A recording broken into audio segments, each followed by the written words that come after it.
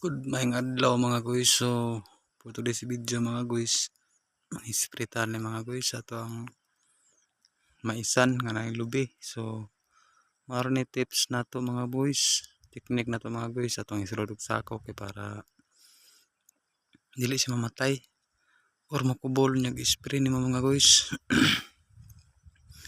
So diri mga guys, o sa kaingin dapit na pa ni siya mga lubi.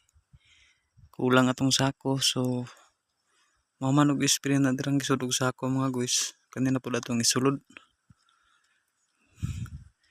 Pwede ra na siya isprayhan mga guys, pero makunhod ang yang tubo, makubol ba. Mao nga nindot jud og isulod nimo og sako kay yang tubo largo-largo mga guys. So pareha diri mga guys sa ubos. Yun ana gyapon ako ni dati sa kagmay pa. So karon mga guys, dagko na gid siya. Basi ni action og salot.